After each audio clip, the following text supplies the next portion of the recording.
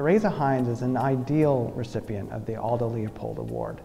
One of Leopold's great contributions to the environmental community was helping us understand the inextricable links between human health and well-being and the health and well-being of the environment.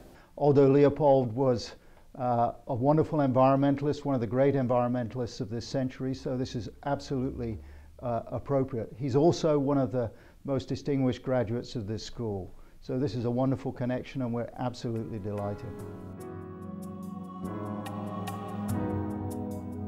Her childhood in Mozambique, the time that she spent in South Africa, have given her a global view of environmental issues that affect all of us. But she's also worked closer to home, working on air pollution and its impact on mothers and children here in the US. And even closer to home, here at Yale, she's had an enormous impact on this school.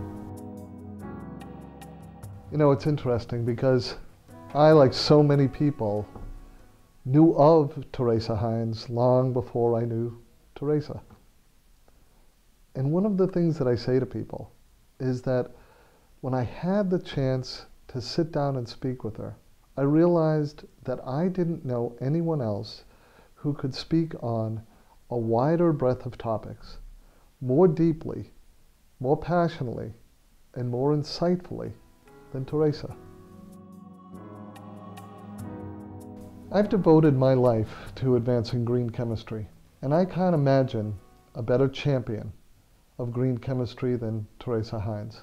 She has been working on chemical issues, including some of the most challenging issues such as endocrine disruption and the disruption of reproduction and development by the chemical pollutants of our time. Teresa Heinz has both inspired and enabled scientists, advocates, and those that really seek to bring about change. Teresa Heinz, earlier than most, carried on that legacy from Aldo Leopold by her continued and extensive work to really draw attention to the links between women and children's health and the health of the environment.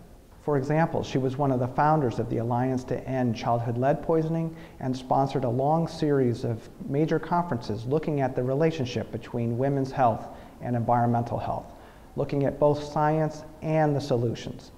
Teresa also long understood the critical importance of environmental awareness, environmental understanding, and environmental engagement among the public. For decades, Teresa Heinz has invested in both sustainability education on campus and for broad mass education about critical environmental issues. For example, she helped found Second Nature, a campus-wide, nationwide program to bring sustainability education to the universities. And for years, she was a major supporter of Environ Minute, a daily national radio program helping Americans understand both the science and the solutions to critical environmental issues.